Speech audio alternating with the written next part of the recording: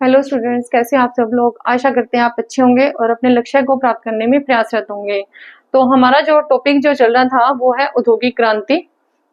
औद्योगिक क्रांति में हमने अब औद्योगिक क्रांति के कारण जो विभिन्न क्षेत्रों में आए परिवर्तन वो हम यहाँ पढ़े थे। लास्ट क्लास में हमने कृषि जो क्षेत्र में जो परिवर्तन हुए थे औद्योगिक क्रांति के थ्रू वो हमने पढ़े, और अब हम इस क्लास में वस्त्र उद्योग में जो परिवर्तन हुए वो पढ़ेंगे। ठीक है, तो सबसे पहले जॉन के थे, उन्होंने 1733 में फ्लाइंग शटल बनाई थी। ठीक है, फ्लाइंग शटल बुनाई मशीन थी ये।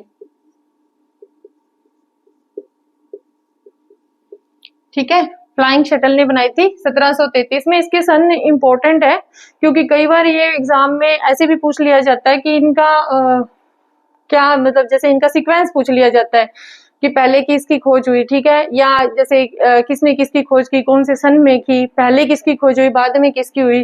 तो थोड़ा सन आप देख लेना, एक दो बार रीडिंग करने से याद रहने लग जाएंगे। ठीक है, तो जॉन के ने सबसे पहले 1733 में फ्लाइंग शटल बनाई, ये एक बुनाई मशीन थी। फिर जेम्स हारग्रीव्स ने 1764 में स्पिनिंग जेनी, जेनी उनकी पत्नी का नाम था, उनके नाम पर इन्होंने स्पिनिंग जेनी बनाई। ये एक कताई मशीन थी।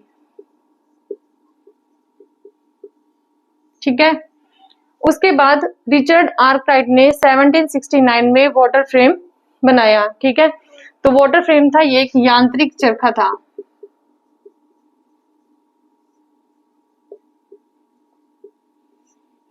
ठीक है, उसके बाद सैमुअल क्रॉम्पटन ने 1779 में स्पिनिंग म्यूल बनाई, ये भी एक कताई मशीन थी। स्पिनिंग म्यूल क्या थी? एक कताई मशीन थी। एडमंड कार्टराइट ने 1787 में पावर लूम बनाया। ठीक है, पावर लूम क्या था? एक पावर से चलने वाली मशीन थी, शक्ति से चलने वाली मशीन। ठीक है, पावर लूम। उसके बाद एली विटने ने बनाई कॉटन जिनी 1793 के अंदर। ठीक है, कपास ओटने की मशीन थी ये, कपास ओटने की मशीन। ठीक है, उसके बाद रिचर्ड रॉबर्ट्स ने 1825 में स्पिनिंग मशीन बनाई। ठीक है, ये स्पिनिंग जो मशीन थी ना, ये पहली स्वचालित यानी कि अपने आप चलने वाली मशीन थी। ठीक है, स्वचालित मशीन, पहली स्वचालित मशीन कौन सी थी? रिचर्ड रॉबर्ट्स के द्वारा बनाई स्पिनिंग मशीन थी, जो 1825 में बनी थी। और इलियास होम ने बनाई थी 1846 में सिलाई मशीन, जो पहली सिलाई मशीन थी। ये पहली सिलाई मशीन थी।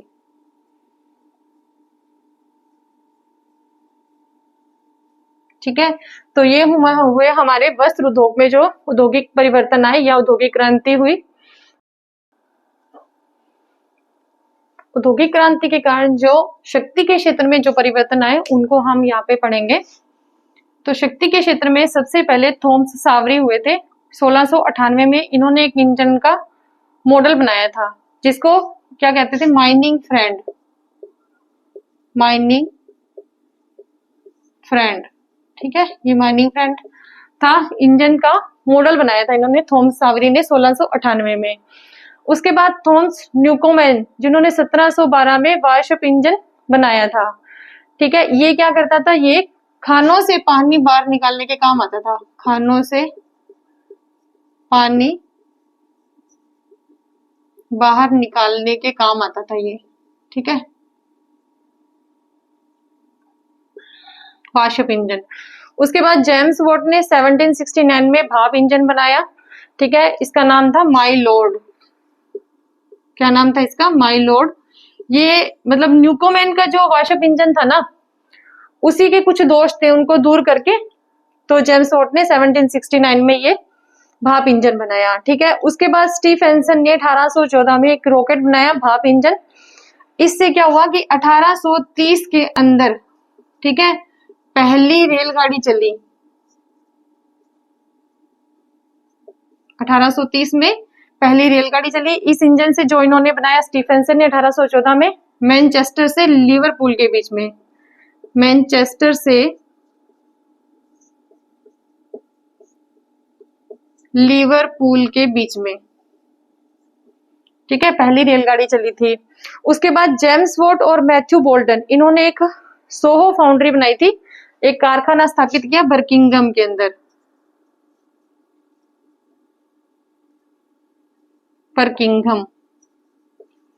बर्किंघम में, ठीक है, एक कारखाना खोला इन्होंने सोहो फाउंड्री के नाम से, जेम्स वॉट ने।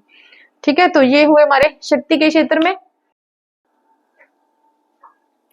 अब लोहा इस्पात उद्योग में जो औद्योगिक क्रांति के कारण जो परिवर्तन हुए वो हम यहाँ पढ़ेंगे। तो लोह इस्पात उद्योग में अब्राहिम डर्बी थी, इसकी 3 पीढ़ियां लगी थी इसमें। तो सबसे पहले पीढ़ी में जो आए थे डर्बी फर्स्ट, ठीक है, इन्होंने किसकी खोज की थी, इन्होंने कोक की खोज की थी। ठीक है, उसके बाद आते हैं डर्बी सेकंड, ढलवा लोहा से पिटवा, ये मतलब अशुद्ध होता है थोड़ा, और ये शुद्ध लोहा इन्होंने तैयार किया। ठीक है, उसके बाद डर्बी थर्ड जो थे, इन्होंने दुनिया का पहला लोहे का पुल बनाया था कोल ब्रुक डेल शहर में। ठीक है, कौन सी नदी पे बनाया था, सेवर्न नदी पे इन्होंने लोहे का दुनिया का पहला पुल बनाया था डर्बी थर्ड ने। उसके बाद हेनरी कोड थे, इन्होंने पडलिंग मेथड दिया था 1784 के अंदर। पडलिंग मेथड में क्या होता है कि जो लोहे की अशुद्धियां होती हैं वो दूर की जाती है। इसमें लोहे को पहले गर्म करते हैं, ठीक है, लोहे को गर्म करके, ठीक है, इसकी अशुद्धियां जो है वो दूर करते हैं, ये पडलिंग मेथड में। ठीक है, आज के टाइम में भी ऐसे ही लोहे की अशुद्धियां जो दूर की जाती हैं।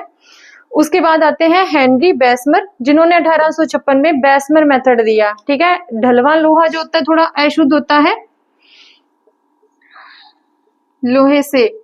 ठीक है, इन्होंने क्या बनाया, जंग रोधी, यानी कि जिसपे जंग नहीं लगता, इस्पात बनाया। ठीक है, इस्पात की खोज भी इन्होंने की थी, हेनरी बेसमर ने की थी इस्पात की खोज।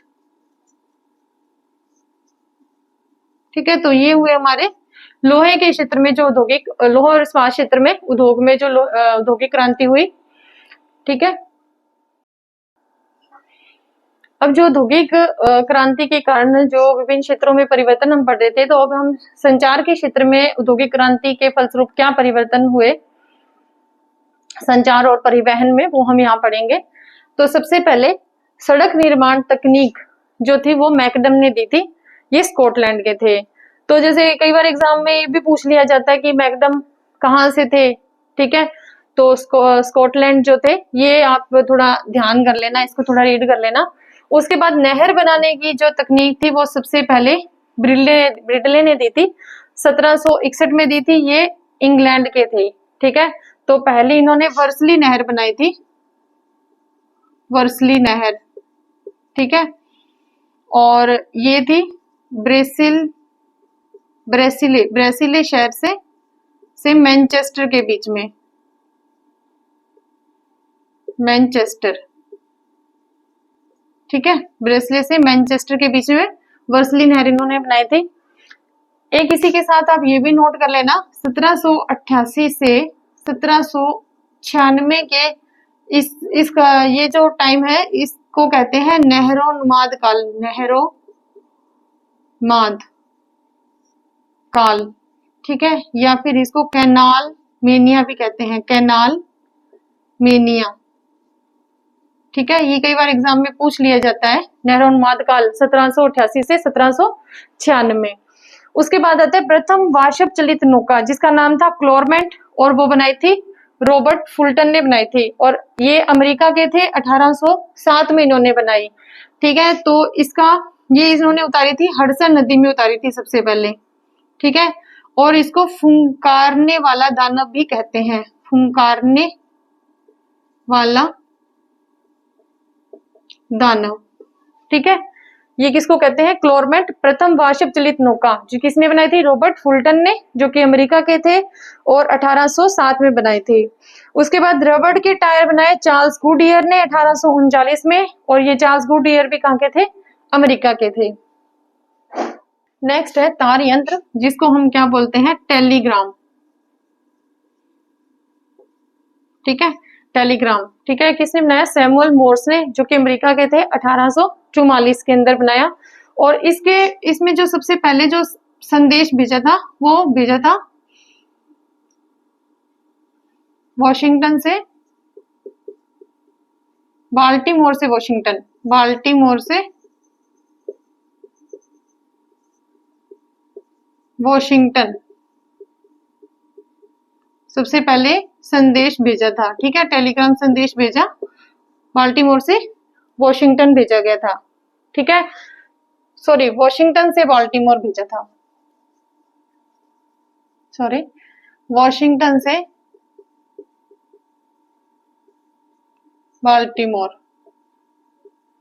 पहला संदेश भेजा था तार यंत्र या टेलीग्राम के थ्रू, ठीक है। तार यंत्र बनाया सैमुअल मोर्स ने, अमेरिका के रहने वाले थे, 1844 में। उसके बाद अटलांटिक केबल, ठीक है, ये किसके बीच में बिछाई थी? यूएसए से यूके के बीच में बिछाई थी, अटलांटिक महासागर में,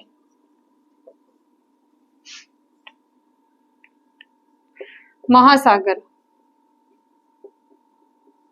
ठीक है, अटलांटिक महासागर में साइरस फील्ड ने। अटलांटिक केबल किसने बनाई? साइरस फील्ड ने, जो कि अमेरिका के रहने वाले थे, 1866 में, ठीक है।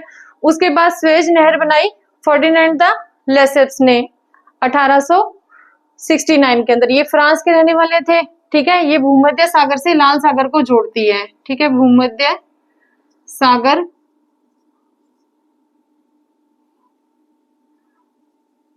को लाल सागर से जोड़ती है स्वेज नहर, ठीक है। फर्डिनेंड द लेसेस फ्रांस के रहने वाले थे 1869 के अंदर। उसके बाद टेलीफोन का आविष्कार किया ग्राहम बेल ने, जो कि इंग्लैंड के थे, 1876 में। उसके बाद रेडियो मार्कोनी ने, इटली के रहने वाले थे, 1901 में। डाक व्यवस्था दी रोलैंड हिल ने। इसके साथ ही हमारे ये संचार और परिवहन यहाँ कंप्लीट होता है, ठीक है। अब हम पढ़ रहे हैं औद्योगिक क्रांति, विभिन्न क्षेत्रों में उसके क्या परिवर्तन हुए, ठीक है, ये हमने पढ़ा। अब परिणाम क्या निकले औद्योगिक क्रांति के? क्या परिणाम निकले?